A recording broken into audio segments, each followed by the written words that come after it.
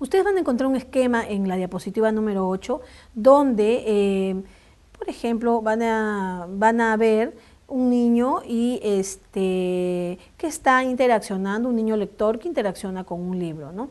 Vemos, por ejemplo, que este niño, a través de algunas preguntas literales, inferenciales, criteriales, va almacenando él mismo los datos que puede encontrar y la información que puede encontrar en un libro, ¿no? Para después ya hacerse conocimiento o pasar a un nivel de conocimiento.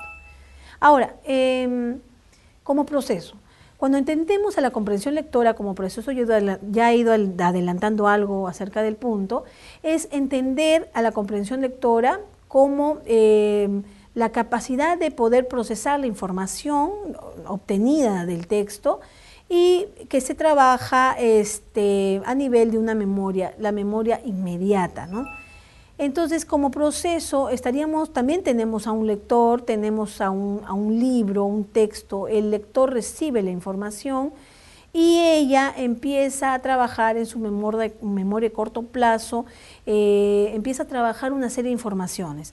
Ahora, entender como proceso a la comprensión lectora es entender qué componentes dentro de los almacenes que podemos tener a nivel mental están implicados dentro del hecho de que una persona pueda entender un texto o no. Hace un momento mencioné acerca de, por ejemplo, si los almacenes sintácticos estaban almacenando esa información, qué tanto el componente semántico podía manejar algún tipo de significado. Entender la comprensión lectora como proceso es entender el papel fundamental de los almacenes, de los procesos que nos permiten entender una lectura, ¿no?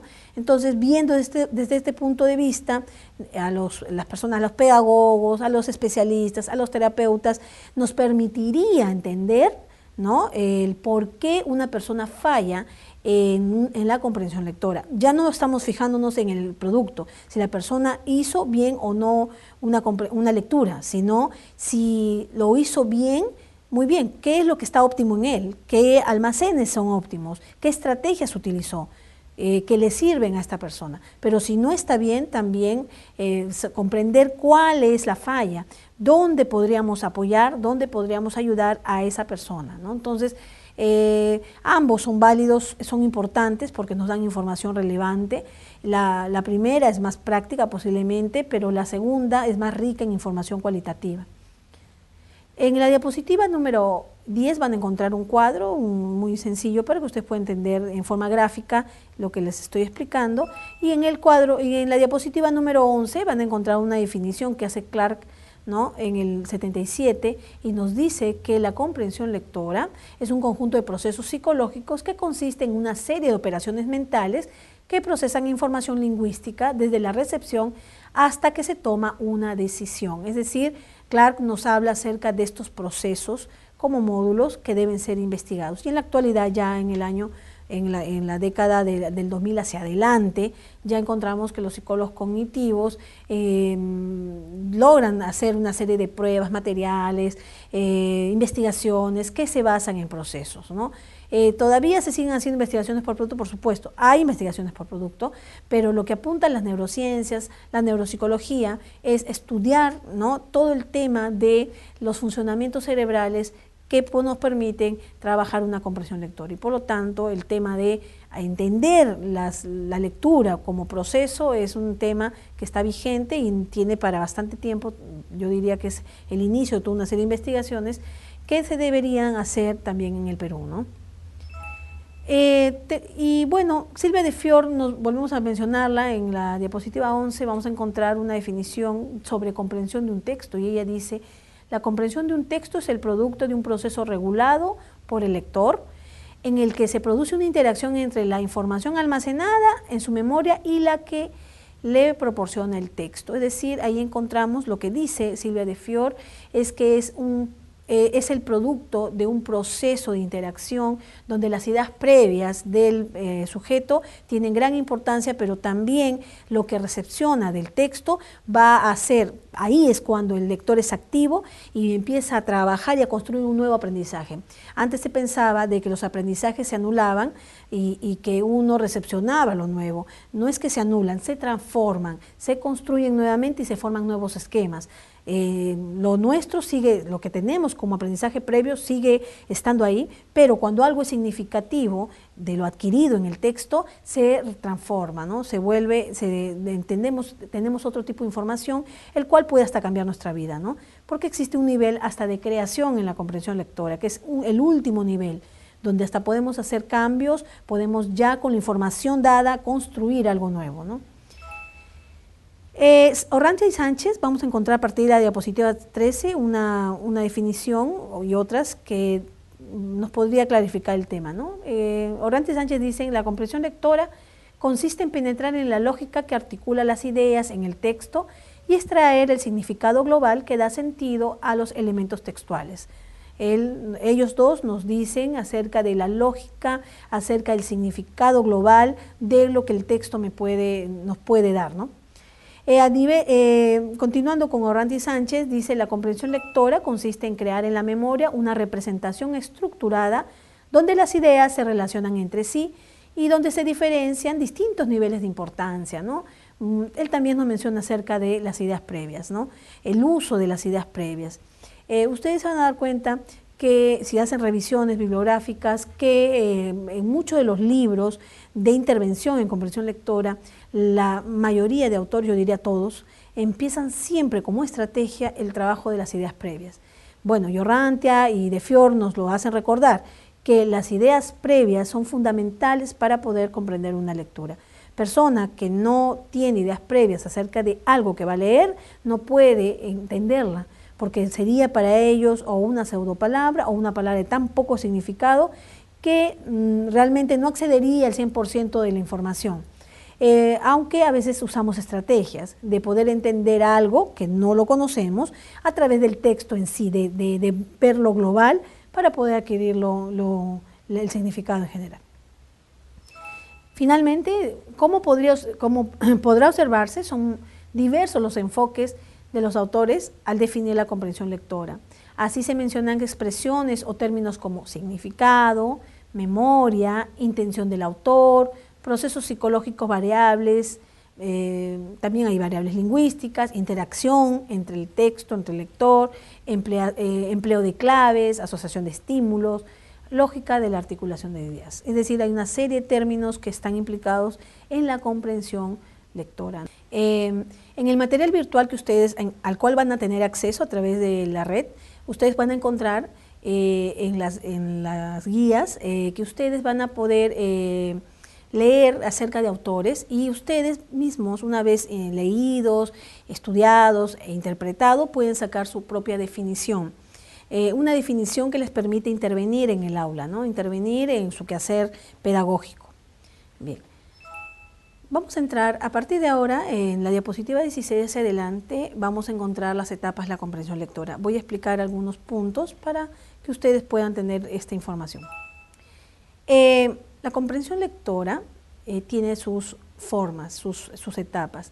La primera etapa es la etapa de la decodificación y la segunda etapa es la etapa de la comprensión. Cuando hablamos de la primera etapa de la decodificación es importantísima porque es en esta primera etapa donde las personas lectoras aprenden esta herramienta, ¿no?, sociocultural, que es la lectura. Entonces, aprendemos a leer en esta primera etapa. Pero este aprender a leer decodificando va a tener un nivel de funcionamiento de los procesos de nivel inferior.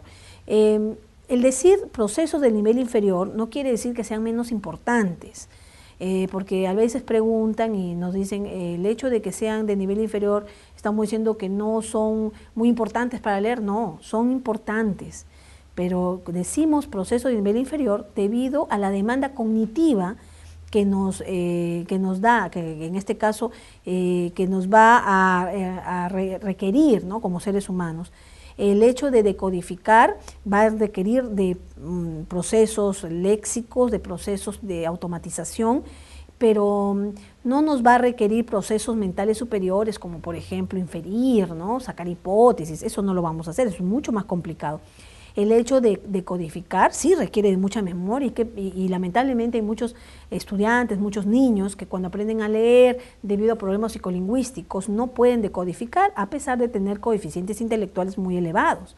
Y esos son los niños con dislexia. Y encontramos que esta primera etapa debe ser enseñada en el aula, en el colegio, en los primeros grados y automatizada. ¿Por qué?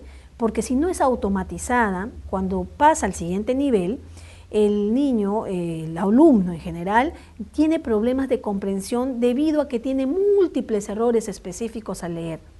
Sustituciones, omisiones, adiciones innecesarias. Y, por ejemplo, en vez de leer globo, de leer golbo, o suprime, en vez de leer plátano, lee pátano, ¿no? O en vez de decir por ahí Patricia, Patricia, ¿no? Empieza a leer, sustituir, omitir, invertir. Eso no le permite tener una calidad lectora y por lo tanto, en esta primera etapa, los docentes deben dar mucha fuerza al tema de automatizar. El automatizar no significa memorizar sin sentido, significa de que le haga más sencilla la labor para después poder comprender. Un niño que lee fluido, rápido, puede llegar a comprender mejor o puede dedicarse más tiempo a los niveles, a una etapa superior, el poder inferir, el poder comprender, sacar el significado. Pero si el niño está solamente, en este caso, decodificando con múltiples errores, más le va a tomar atención a esta primera parte y el hecho de acceder al significado casi no se da o se da muy lento. Entonces, la primera fase, la primera etapa de la comprensión lectora es esta, el decodificar y decodificar bien. Aquí están implicados, vuelvo a repetir, estos procesos de nivel inferior por la demanda cognitiva menor que en la siguiente etapa, y también están los niveles de microproceso, ¿no? En este caso, el hecho de poder trabajar con proposiciones y trabajar con básicamente textos, ¿no? Que tengan un significado no tan complejo en un primer momento. Y luego tenemos los procesos de comprensión, es decir, la segunda etapa sí estaríamos trabajando ya con niveles o con procesos de alto nivel o macroproceso, ¿no? Aquí sí debemos trabajar la comprensión y la fluidez. Ambas etapas deben realmente deben pasarse bien, ¿no? Es decir, primero la decodificación para llegar a una comprensión.